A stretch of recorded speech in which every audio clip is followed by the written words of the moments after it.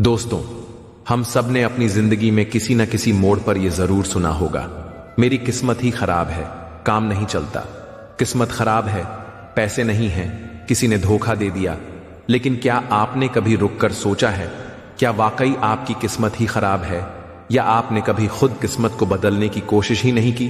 दोस्तों, किस्मत कोई आसमान से टपकती चीज नहीं है। किस्मत बनती है हमारे विचारों से, हमारे फैसलों से, और सबसे ज्यादा हमारे कर्मों से। जो इंसान हर वक्त किस्मत को दोष देता है, असल में वो अपनी जिम्मेदारी से भागता है। हालात चाहे जैसे भी हों, रास्ता वही बनाता है जो रुकता नहीं। इसलिए अगली बार जब भी आपके मन में ये ख्याल आए कि मेरी किस्मत खराब है, तो एक पल रुकिए और खुद से पूछिए, मैंने आज ऐसा क्या किया जिससे मेरी किस्मत बेहतर हो? जवाब अगर कुछ नहीं है, तो आज से, अभी से, इस वक्त से शुरुआत कीजिए, क्योंकि किस्मत बदलने का काम ऊपर वाला नहीं, आप करते हैं। किस्मत वहीं रुक जाती है जहां इंसान बहाना बनाता है, और किस्मत वहीं चल पड़ती है जहां इंसान उठकर मेहनत करता है। विवान नागवली नगर में अपनी मां कुसुम और छोटी बहन बेला के साथ रहता था। वह नगर के महल में एक साधारण सेवक था और अपनी मेहनत से जो भी कमाता, उसी से अपने परिवार की देखभाल करता। विवान अत्यंत परिश्रमी, ईमानदार और तीव्र बुद्धि का युवक था। उसकी बहन बेला रूपवती और सौम्य स्वभाव की थी। एक सुबह जब विवान महल के लिए रवाना होने लगा, तो बेला ने कहा, भैया मुझे भी महल देखने चलो ना, मैंने आज तक वो नहीं देखा। अर्जुन मुस्कुराया और बोला, बेला, महल में बिना महाराज की अनुमति के कोई नहीं जा सकता। यह सुनते ही बेला नाराज हो गई और मुंह फुलाकर भीतर चली गई। विवान जब महल के बाग में काम कर रहा था, तब वह अक्सर सोचता, काश मैं भी अपने परिवार को कभी ऐसा महल जैसा घर दे पाऊं। फिर वह खुद ही अपनी कल्पनाओं पर मुस्कुराकर काम में जुट जाता। नागवली के महाराज राजेंद्र सिंह एक धर्मप्रिय और न्यायप्रिय राजा थे। उनका एकमात्र पुत्र युवराज अनीश राजा की जान से भी प्यारा था। नगरवासी सुख शांति से रहते थे और राजा सदैव उनकी भलाई के लिए तत्पर रहते। एक दिन जब महाराज राजसभा में बैठे थे, तभी एक वृद्ध किसान गोवर्धन रोता हुआ उनके समक्ष आया। राजा ने पूछा, क्यों रो रहे हो? गोवर्धन, अपनी समस्या बताओ।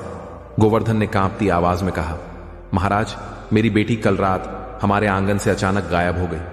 हमने सारा नगर छान मारा, पर उसका कुछ पता नहीं चला। राजा ने गंभीरता से कहा, तुम एक बार फिर ढूंढो। अगर कल तक वह नहीं मिली, तो मैं अपने सैनिकों को आदेश दूंगा कि वे उसे खोज निकालें। पर अगले दिन फिर कोई न कोई दरबार में आता और अपनी बेटी के लापता होने की शिकायत करता। अब यह एक रोजाना की बात बन चुकी थी। चिंतित होकर महाराज ने कहा, यह तो गंभीर समस्या हो गई है। मैं तुरंत आदेश देता हूं कि नगर के चारों ओर सैनिक पहरा दें, और जो भी इन बेटियों को गायब कर रहा है, उसे पकड़ा जाए। उस दिन राजेंद्र सिंह ने नागवली नगर के चारों तरफ कड़ी सुरक्षा का इंतजाम करवा दिया, ताकि कोई भी अजनबी नगर में प्रवेश या निकास ना कर सके। बिना जांच के सिपाही नगर के हर द्वार पर मुस्तैद थे और नगरवासियों को भी सतर्क कर दिया गया था। लेकिन सुरक्षा के इतने पुख्ता इंतजामों के बावजूद अगली सुबह एक वृद्ध किसान कांपते कदमों से दरबार में आया और फूट फूट कर रोते हुए बोला, महाराज, मेरी एकलौते बेटे ध्रुव को कोई उठा ले गया है, मेरी मदद कीजिए। राजा राजेंद्र सिंह ने गंभीर स्वर में कहा, मैं तुम्हारी पीड़ा को समझता हूं।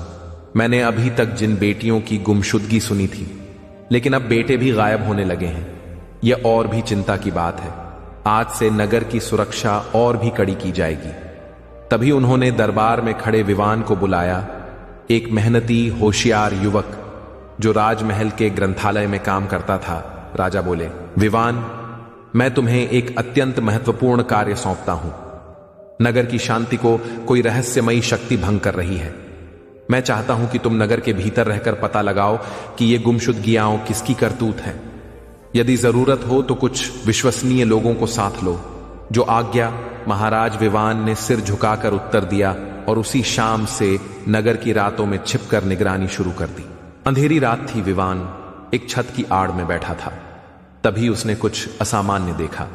आकाश में एक भयानक भेड़िए जैसे चेहरे वाला मानवाकार प्राणी उड़ रहा था। उसकी चमकती लाल आंखें और नुकीले पंजे देखकर विवान के रोंगटे खड़े हो गए। हे देव, यह तो कोई राक्षसी शक्ति है। वह बुदबुदाया और खुद को चींटी काटकर परखने लगा कि वह सपना तो नहीं देख रहा। वह प्राणी कालवृंत एक घर के पास उतरा। और फिर कुछ ही पल में वहां से गायब हो गया। विवान दौड़कर उस घर में गया। वहां एक बुजुर्ग किसान रहता था। विवान ने उससे पूछा, क्या तुम्हारा बेटा यहीं था? किसान कांपते स्वर में बोला, वह तो यहीं सो रहा था, लेकिन अब बिस्तर खाली है। दूसरे दिन विवान ने राजा राजेंद्र सिंह को सारा वृत्तांत सुनाया। राजा बोले, विवान, यह सब अविश्वसनीय लग रहा है। क्या तुमने कोई सपना देखा है? महाराज, अगर आप कहें तो आज रात कुछ गांव वालों को साथ लेकर हम पहरा दें। अगर वह प्राणी फिर आया तो हम उसे देख भी पाएंगे और पकड़ने की कोशिश भी कर सकते हैं। राजा ने सहमति में सिर हिलाया।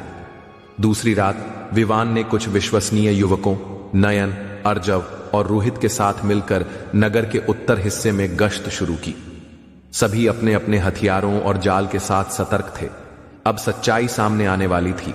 क्या कालवृंत फिर लौटेगा और क्या कोई ऐसा राज है जिसे सदियों से छुपाया गया है? गांव के लोगों में एक दहशत फैल गई थी और वह आपस में कहने लगे, मुझे तो विवान की बात सुनकर ही डर लगता है, कहीं कालवृंत मानव ने हम पर हमला कर दिया।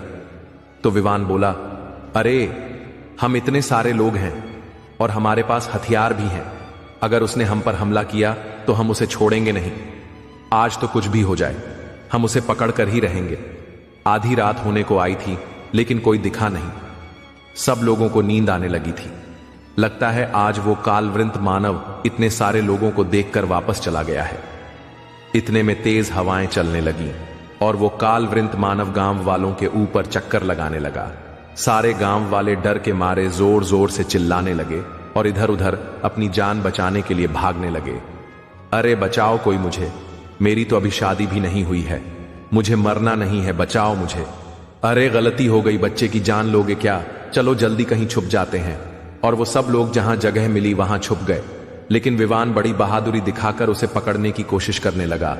रुको, अभी तुम्हें मजा चखाता हूं।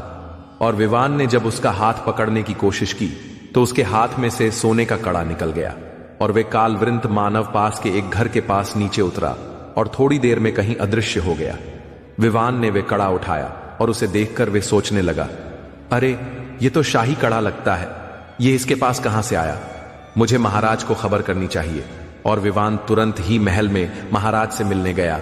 उसे देखकर राजा कहने लगा, अरे विवान, क्या बात है, इतनी रात गए तुम महल में आए हो? क्या कुछ पता चला? तुम तो बहुत घबराए हुए लगते हो। महाराज आप सुनेंगे तो आपके भी होश उड़ जाएंगे। फिर उसने महाराज को सारी बात बताई और वह सोने का कड़ा दिखाया। वह कड़ा देखकर राजा कहने लगे, अरे ये तो राजकुमार का कड़ा है, ये कालवृंत मानव के पास कैसे आया? कहीं वे राजकुमार पर तो हमला करने नहीं जा रहा था? अब तो महाराज की चिंता और बढ़ गई। उन्होंने पूरे नगर में यह घोषणा करवाई कि जो कोई भी उस कालवृंत मानव के बारे में पता लगाएगा या उसे पकड़ कर लाएगा तो महाराज उसे एक बड़ी हवेली जैसा कर देंगे और उसे और उसके परिवार के लिए आजीवन खाने पीने के लिए धन देंगे। यह घोषणा सुनकर गांव वाले बोले, अरे हवेली और धन का क्या करेंगे जब हमारी जान ही नहीं रहेगी? नहीं भाई, नहीं, हमें कुछ नहीं चाहिए। अरे हां भाइयों, कल रात तो हमने बड़ी मुश्किल से अपनी जान बचाई थी, अब हम अपनी जान का जोखिम नहीं ले सकते। ऐसा कहकर सब नगरवासी वहां से चले गए। उस रात विवान की बहन बेला को वह कालवृंत मानव उठाकर ले गया। अब विवान आग बबूला होकर महाराज के पास गया और कहने लगा, महाराज आप मुझे आज्ञा दें, मैं आज ही वह कालवृंत मानव को ढूंढने जाता हूं, मुझे सफल होने का आशीर्वाद दीजिए। रात को वे मेरी बहन बेला को भी उठाकर ले गया। राजा ने कहा, विवान, मैं तुम्हारी तकलीफ समझ सकता हूं, मेरी तरफ से तुम्हें जो मदद चाहिए वह मैं करूंगा, और जैसे ही तुम्हें कोई सूचना मिले मुझे तुरंत खबर करना। विवान महाराज को प्रणाम करके कालवृंत मानव के बारे में पता लगाने निकल पड़ता है। बहुत चलने के बाद वो एक सुनसान जगह पर आता है। तब आकाश में एक बड़ी सी चील घूमती हुई विवान के पास जाती है। विवान उसे देखकर घबरा जाता है। तब वो चील बोली, कौन हो तुम, यहां क्यों आए हो? विवान चौंक कर बोला, क्या तुम बोल सकती हो? चील ने कहा, हां, लेकिन तुम कौन हो? मैं विवान हूं। और फिर उसने उस कालवृंत मानव के बारे में चील को सब बताया और कहा, क्या तुम मेरी कुछ मदद कर सकती हो? तुम्हें उस कालवृंत मानव के बारे में कुछ पता है? चील ने कहा, अच्छा तो यह बात है। विवान बोला, तो क्या तुम मेरी मदद करोगी? चील बोली, हां, मैं तुम्हें एक साधु महाराज के पास लेकर चलती हूं, वह तुम्हें तुम्हारी समस्या का उपाय बताएंगे। यह सुनकर विवान खुश हो जाता है। चील विवान को अपनी पीठ पर बिठाकर साधु महाराज के आश्रम तक ले जाती है और वहां छोड़ देती है। चील विवान को बताती है, ये साधु महाराज बड़े तपस्वी और त्रिकाल ज्ञानी भी हैं, लेकिन ध्यान रहे इनकी तपस्या भंग ना हो। चलो अब मैं चलती हूं। विवान बोला, तुम्हारा बहुत बहुत धन्यवाद। विवान उस आश्रम में गया और देखा एक साधु महाराज वहां पर तपस्या कर रहे थे। विवान ने कहा, प्रणाम साधु महाराज, क्या मैं अंदर आ सकता हूं?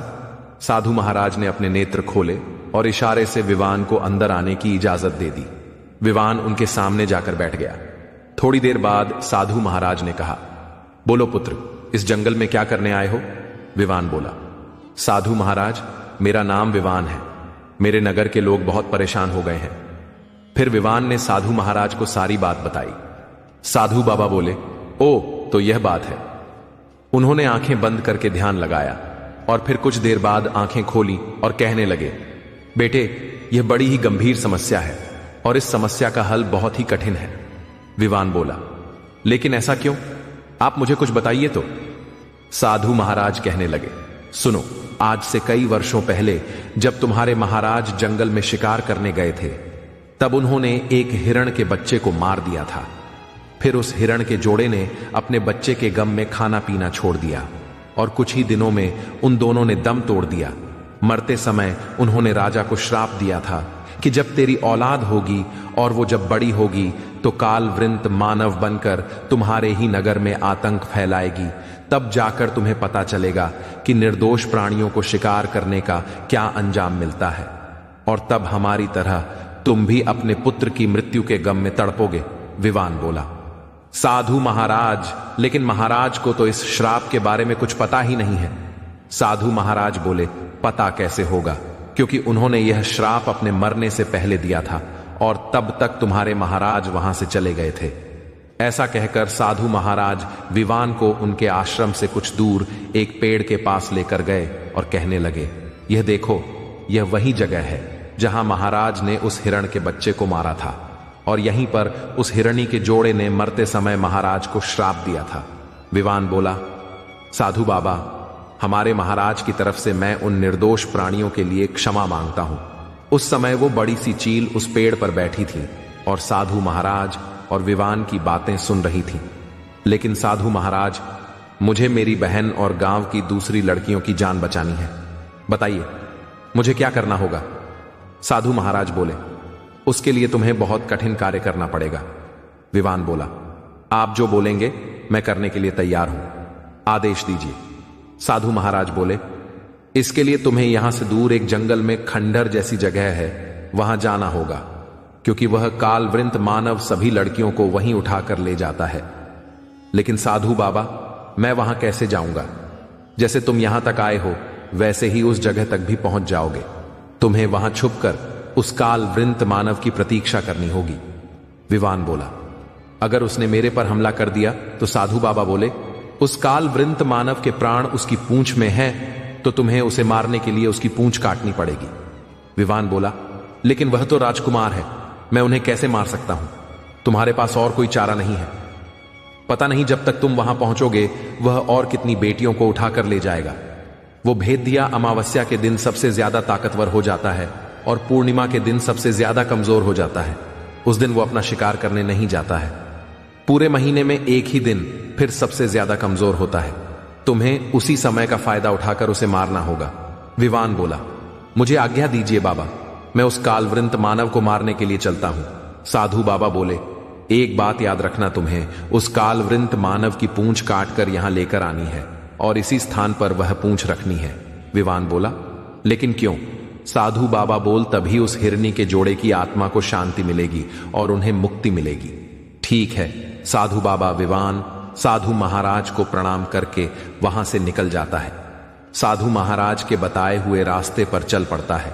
तब रास्ते में एक बहुत ही डरावनी जगह आती है और वह सोचता है, यह तो बहुत ही भयानक जंगल लगता है, मैं यहां से वापस नहीं जा सकूंगा। हे भगवान, मेरी मदद कीजिए। तभी वह बड़ी सी चील वापस वहां पर आती है। विवान उस चील से बोला, क्या तुम मेरी इस भयानक जंगल से बाहर निकलने में मदद करोगी? चील ने कहा, इस जंगल में बहुत ही खतरनाक जानवर रहते हैं और वह तुम पर कभी भी हमला कर सकते हैं। तुम मेरी पीठ पर बैठ जाओ, मैं तुम्हें इस जंगल से उस पार लेकर चलती हूं। विवान बोला, तुम्हारा फिर से धन्यवाद, लेकिन तुम मेरी मदद क्यों करते हो? मैं तुम्हारे क्या काम आऊंगा? चील बोली, वह तुम्हें बाद में पता चल जाएगा। फिर वे चील विवान को अपनी पीठ पर बिठाकर जंगल पार कराने में उसकी सहायता करती है और कहती है, बस अब आगे तुम्हें अकेले ही जाना होगा, क्योंकि यह जंगल यहीं समाप्त होता है।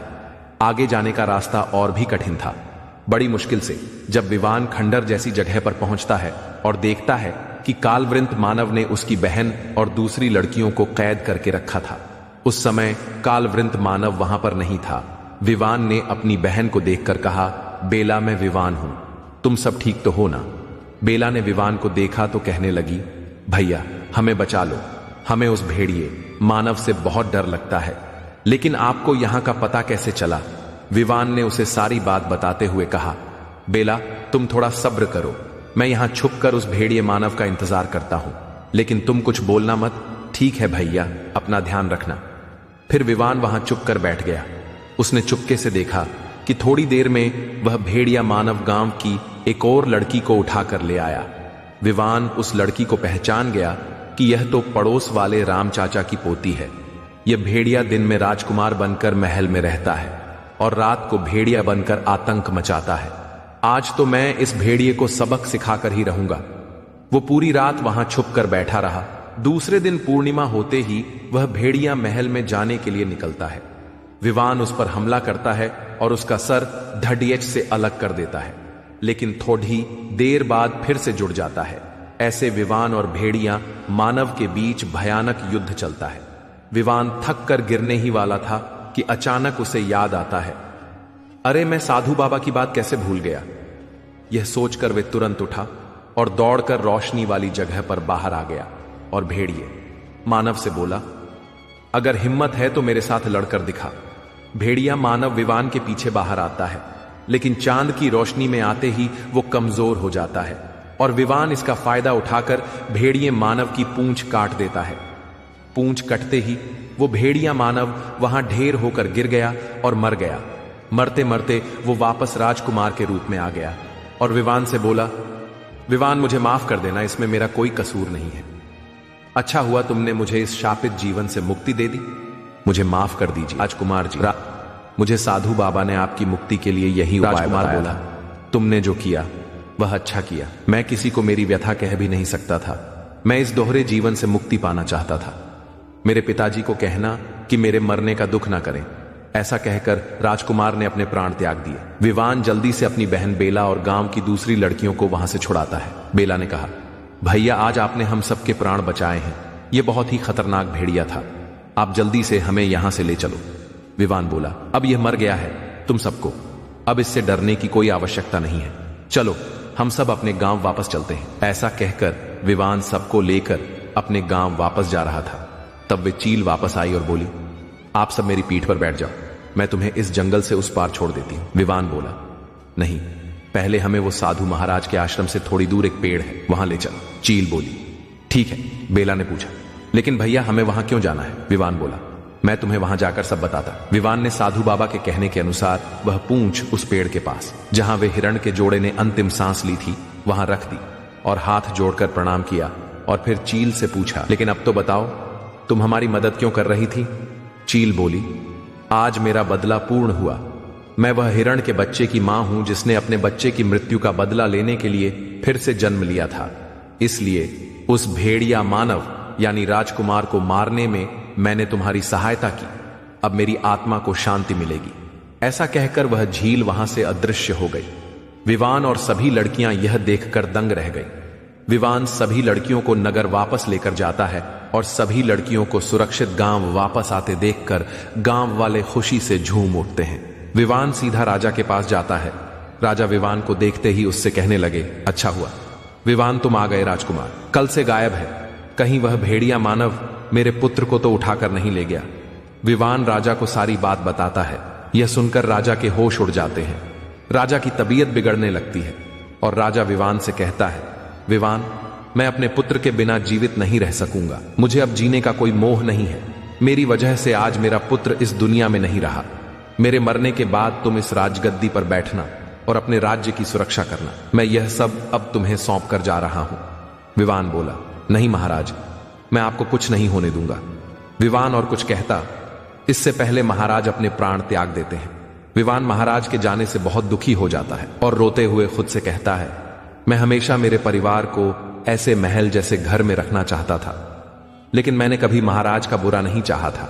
मैं महाराज के गद्दे पर उनकी तस्वीर रखूंगा और उनको दिया हुआ वचन निभाऊंगा और प्रजा के सुख और सुरक्षा के लिए अपना जीवन समर्पित करूंगा।